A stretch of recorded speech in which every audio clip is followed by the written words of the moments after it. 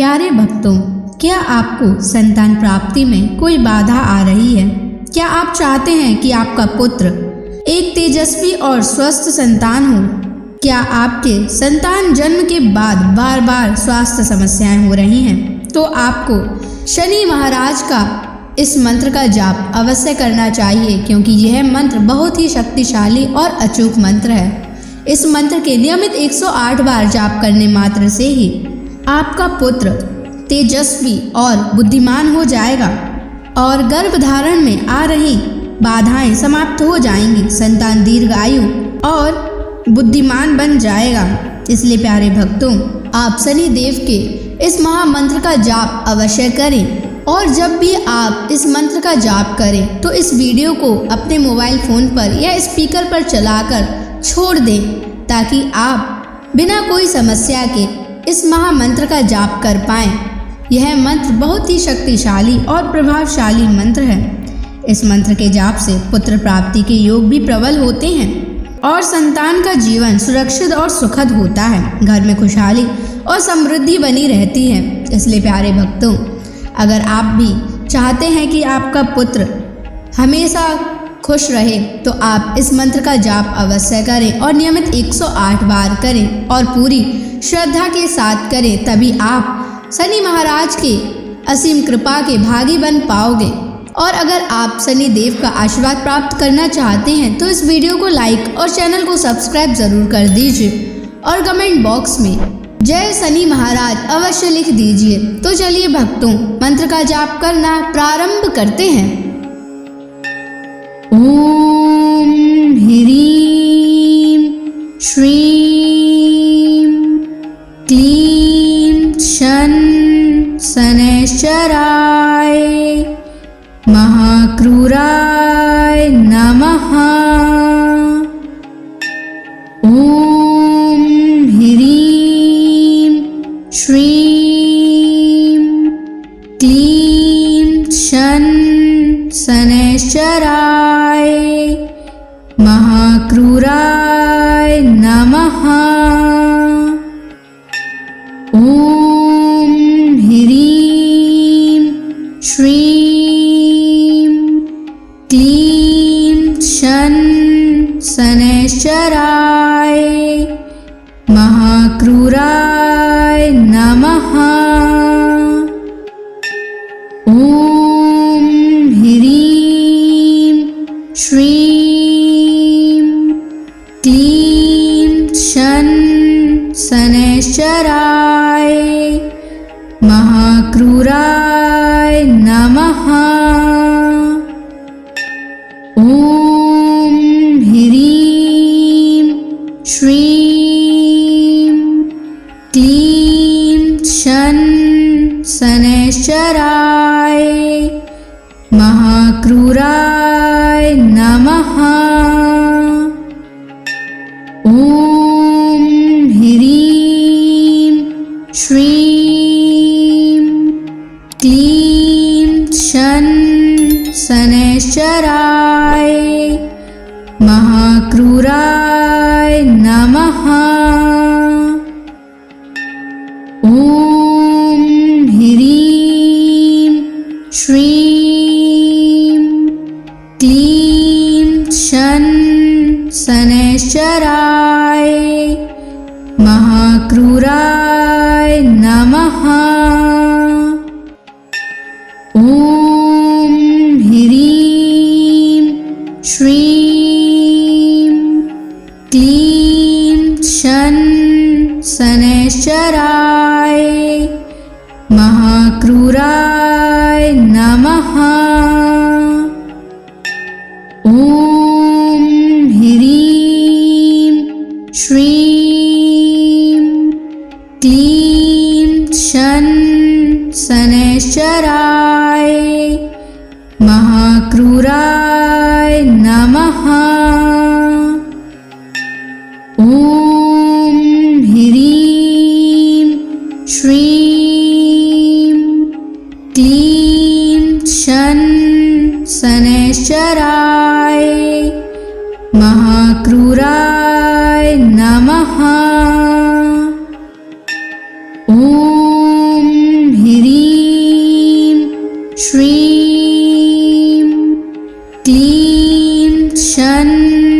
शनैश्चराय महाक्रूराय नमः। ॐ ह्रीं श्रीं क्लीं शनैश्चराय महाक्रूराय नमः। ॐ ह्रीं श्रीं क्लीं शनैश्चराय महाक्रूराय नमः। ॐ ह्रीं श्रीं क्लीं शनैश्चराय महाक्रूराय नमः। ॐ ह्रीं श्रीं क्लीं शनैश्चराय महाक्रूराय नमः। ॐ ह्रीं श्रीं क्लीं शनैश्चराय महाक्रूराय नमः। ॐ ह्रीं श्रीं क्लीं शनैश्चराय महाक्रूराय नमः। ॐ ह्रीं श्रीं क्लीं शनैश्चराय महाक्रूराय नमः। ॐ ह्रीं श्रीं क्लीं शनैश्चराय महाक्रूराय नमः। ॐ ह्रीं श्रीं क्लीं शनैश्चराय महाक्रूराय नमः। ॐ ह्रीं श्रीं क्लीं शनैश्चराय महाक्रूराय नमः। ॐ ह्रीं श्रीं क्लीं शनैश्चराय महाक्रूराय नमः। ॐ ह्रीं श्रीं क्लीं शनैश्चराय महाक्रूराय नमः। ॐ ह्रीं श्रीं क्लीं शनैश्चराय महाक्रूराय नमः। ॐ ह्रीं श्रीं क्लीं शनैश्चराय महाक्रूराय नमः। ॐ ह्रीं श्रीं क्लीं शनैश्चराय महाक्रूराय नमः। ॐ ह्रीं श्रीं क्लीं शनैश्चराय महाक्रूराय नमः। ॐ ह्रीं श्रीं क्लीं शन शनैश्चराय महाक्रूराय नमः। ॐ ह्रीं श्रीं क्लीं शन शनैश्चराय महाक्रूराय नमः। ॐ ह्रीं श्रीं क्लीं शन शनैश्चराय महाक्रूराय नमः।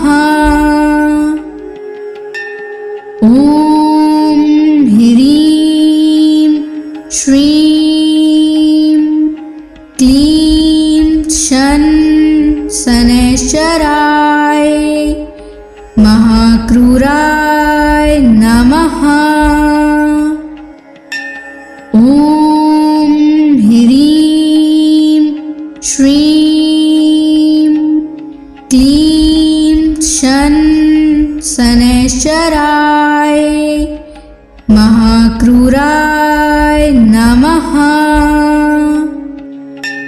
ॐ ह्रीं श्रीं क्लीं शन शनैश्चराय महाक्रूराय नमः।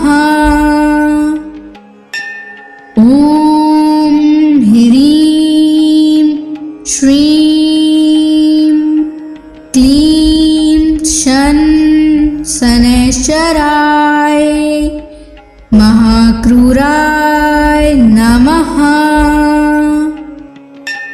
ॐ ह्रीं श्रीं क्लीं शन शनैश्चराय महाक्रूराय नमः।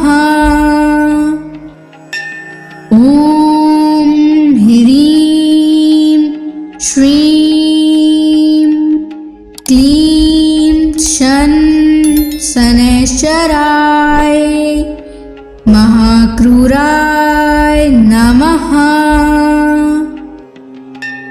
ॐ ह्रीं श्रीं क्लीं शन शनैश्चराय महाक्रूराय नमः। ॐ ह्रीं श्रीं क्लीं शन शनैश्चराय महाक्रूराय नमः। ॐ ह्रीं श्रीं क्लीं शन शनैश्चराय महाक्रूराय नमः। ॐ ह्रीं श्रीं क्लीं शन शनैश्चराय महाक्रूराय नमः। ॐ ह्रीं श्रीं क्लीं शन शनैश्चराय महाक्रूराय नमः। ॐ ह्रीं श्रीं क्लीं शन शनैश्चराय महाक्रूराय नमः। ॐ ह्रीं श्रीं क्लीं शन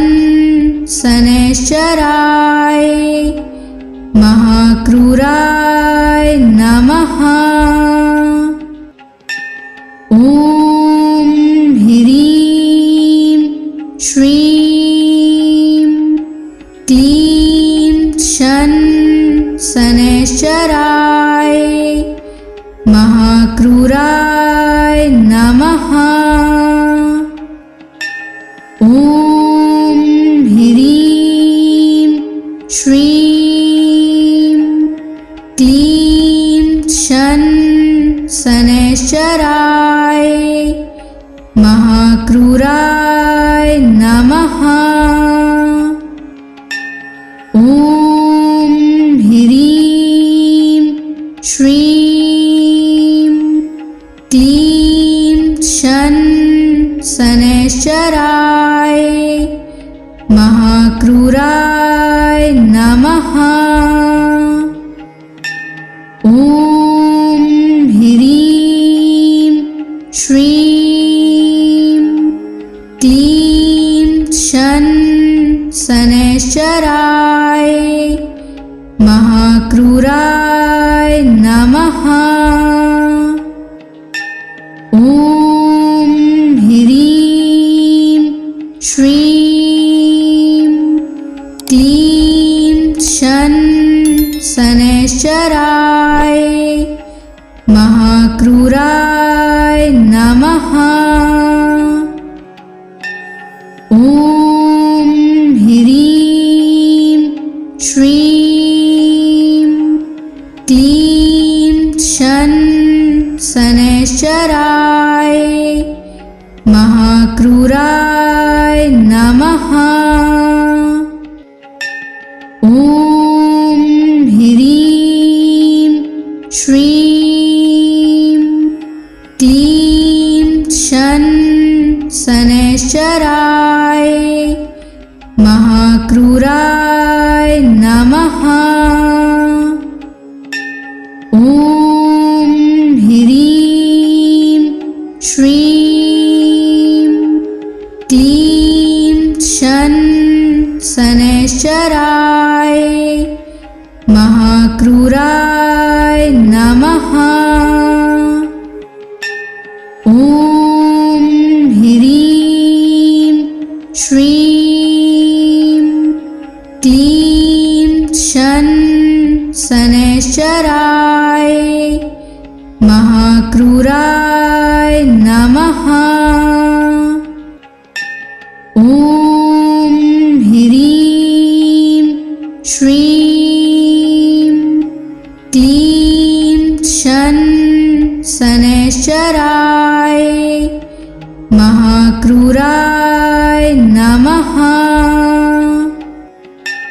ॐ ह्रीं श्रीं क्लीं शन शनैश्चराय महाक्रूराय नमः।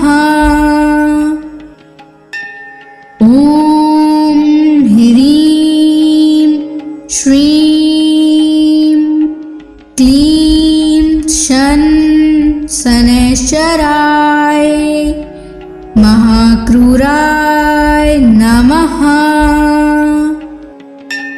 ॐ ह्रीं श्रीं क्लीं शन शनैश्चराय महाक्रूराय नमः। ॐ ह्रीं श्रीं क्लीं शन शनैश्चराय महाक्रूराय नमः। ॐ ह्रीं श्रीं क्लीं शन शनैश्चराय महाक्रूराय नमः।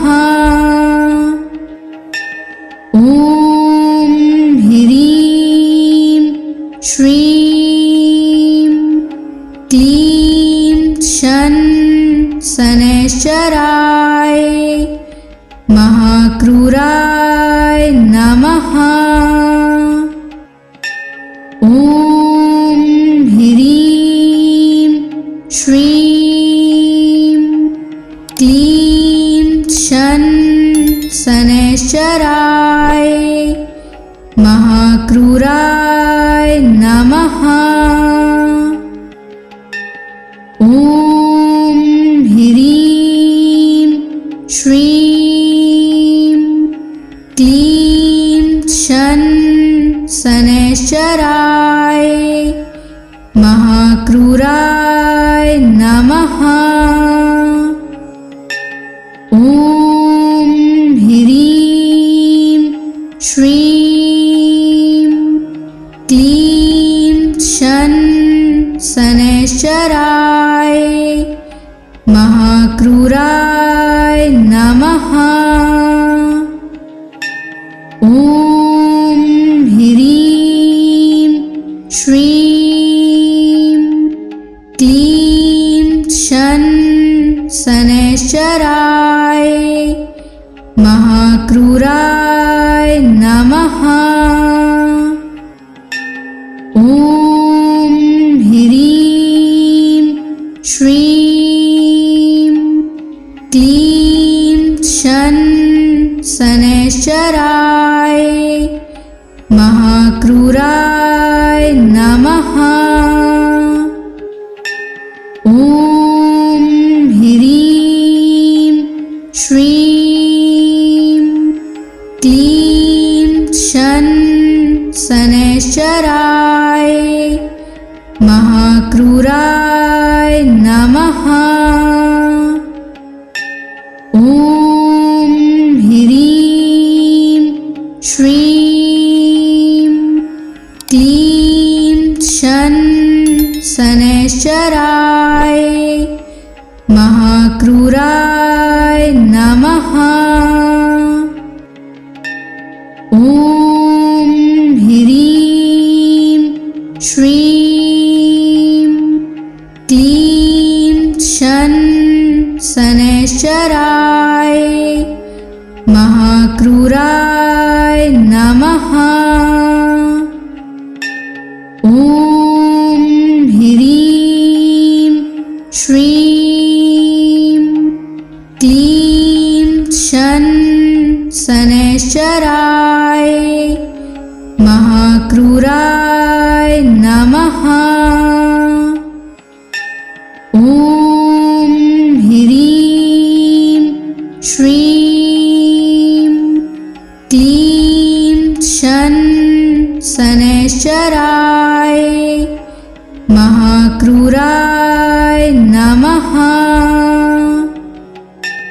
ॐ ह्रीं श्रीं क्लीं शन शनैश्चराय महाक्रूराय नमः। ॐ ह्रीं श्रीं क्लीं शन शनैश्चराय महाक्रूराय नमः।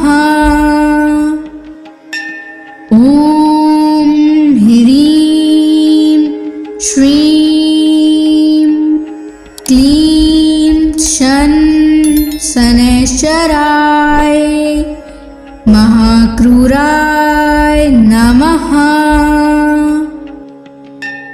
ॐ ह्रीं श्रीं क्लीं शन शनैश्चराय महाक्रूराय नमः।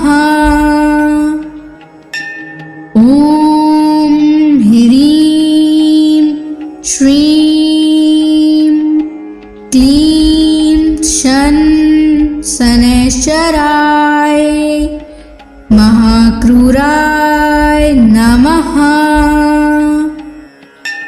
ॐ ह्रीं श्रीं क्लीं शन शनैश्चराय महाक्रूराय नमः।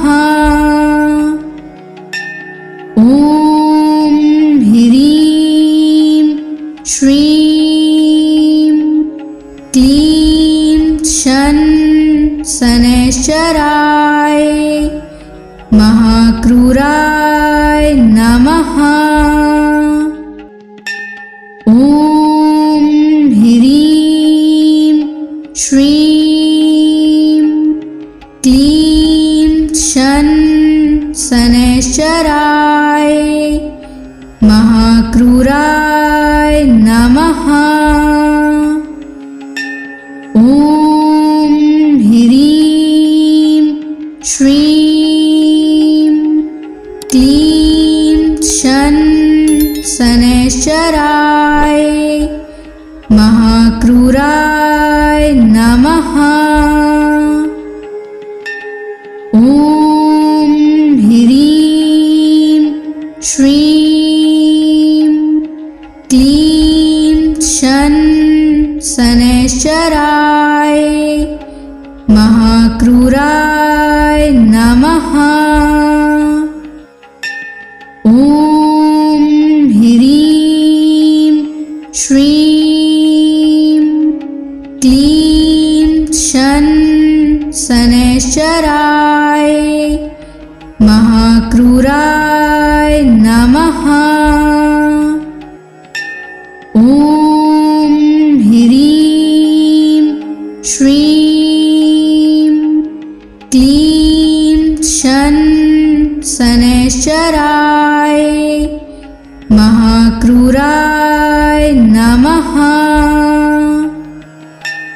ॐ ह्रीं श्रीं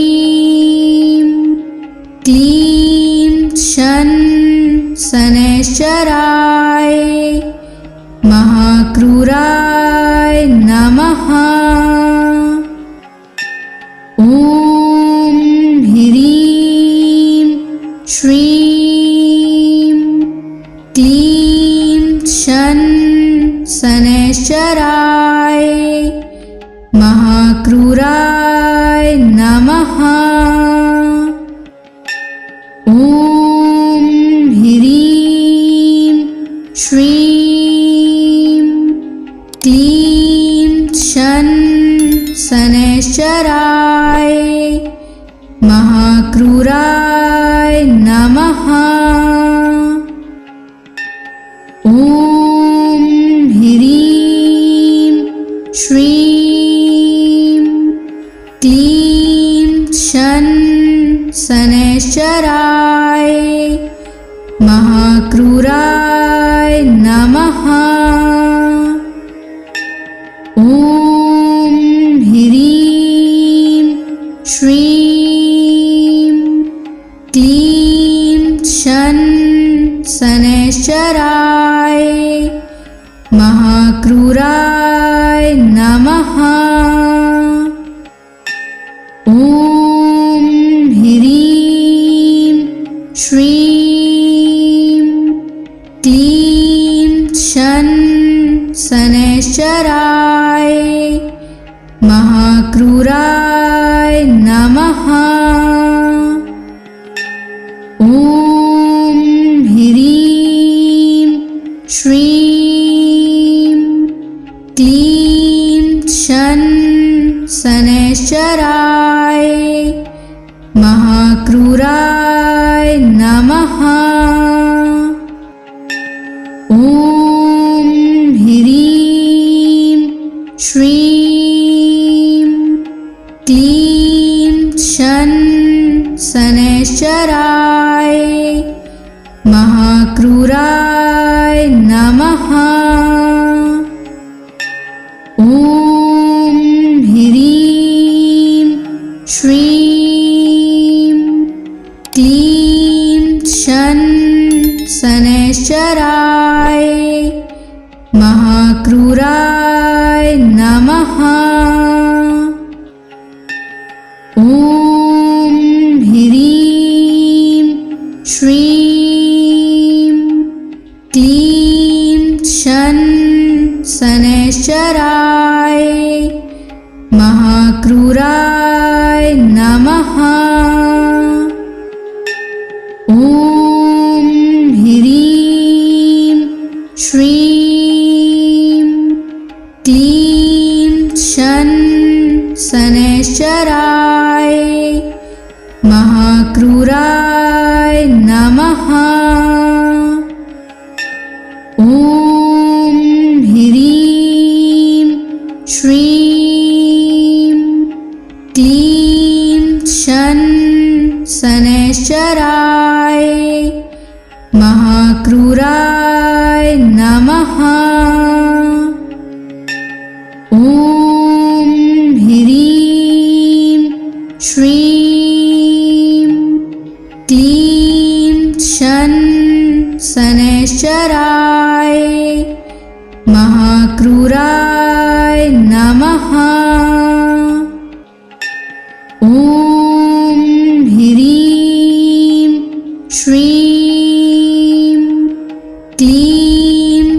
शन शनैश्चराय महाक्रूराय नमः।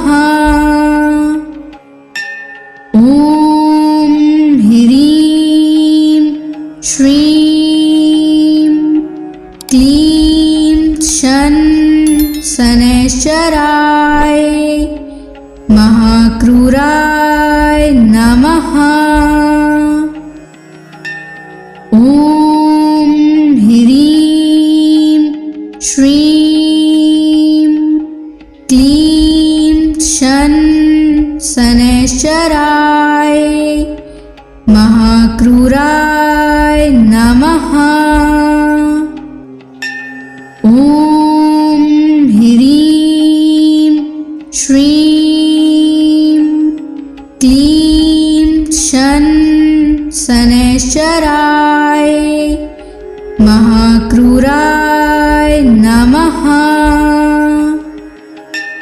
ॐ ह्रीं श्रीं क्लीं शन शनैश्चराय महाक्रूराय नमः। ॐ ह्रीं श्रीं क्लीं शन शनैश्चराय महाक्रूराय नमः। ॐ ह्रीं श्रीं क्लीं शन शनैश्चराय महाक्रूराय नमः। ॐ ह्रीं श्रीं क्लीं शन शनैश्चराय महाक्रूराय नमः। ॐ ह्रीं श्रीं क्लीं शन शनैश्चराय महाक्रूराय नमः। ॐ ह्रीं श्रीं क्लीं शन शनैश्चराय महाक्रूराय नमः। ॐ ह्रीं श्रीं क्लीं शन शनैश्चराय महाक्रूराय नमः। ॐ ह्रीं श्रीं क्लीं शन शनैश्चराय महाक्रूराय नमः। ॐ ह्रीं श्रीं क्लीं शन शनैश्चराय महाक्रूराय नमः। ॐ ह्रीं श्रीं क्लीं शन शनैश्चराय महाक्रूराय नमः। ॐ ह्रीं श्रीं क्लीं शन शनैश्चराय महाक्रूराय नमः। ॐ ह्रीं श्रीं क्लीं शन शनैश्चराय महाक्रूराय नमः। ॐ ह्रीं श्रीं क्लीं शनैश्चराय महाक्रूराय नमः। ॐ ह्रीं श्रीं क्लीं शनैश्चराय महाक्रूराय नमः। ॐ ह्रीं श्रीं क्लीं शनैश्चराय महाक्रूराय नमः। ॐ ह्रीं श्रीं क्लीं शनैश्चराय महाक्रूराय नमः। ॐ ह्रीं श्रीं क्लीं शनैश्चराय महाक्रूराय नमः। ॐ ह्रीं श्रीं क्लीं शनैश्चराय महाक्रूराय नमः। ॐ ह्रीं श्रीं क्लीं शनैश्चराय महाक्रूराय नमः। ॐ ह्रीं श्रीं क्लीं शनैश्चराय महाक्रूराय नमः। ॐ ह्रीं श्रीं क्लीं शनैश्चराय महाक्रूराय नमः। ॐ ह्रीं श्रीं क्लीं शनैश्चराय महाक्रूराय नमः। ॐ ह्रीं श्रीं क्लीं शनैश्चराय महाक्रूराय नमः। ॐ ह्रीं श्रीं क्लीं शनैश्चराय महाक्रूराय नमः। ॐ ह्रीं श्रीं क्लीं शनैश्चराय महाक्रूराय नमः। ॐ ह्रीं श्रीं क्लीं शनैश्चराय महाक्रूराय नमः। ॐ ह्रीं श्रीं क्लीं शनैश्चराय महाक्रूराय नमः।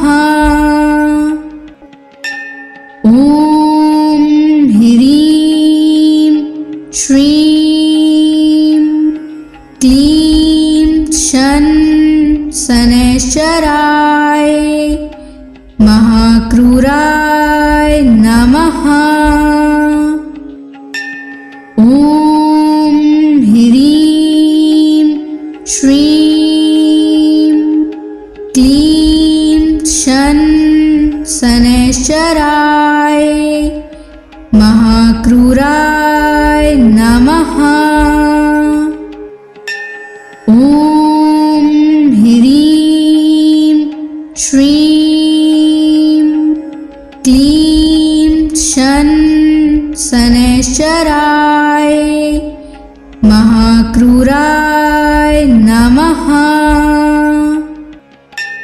ॐ ह्रीं श्रीं क्लीं शन शनैश्चराय महाक्रूराय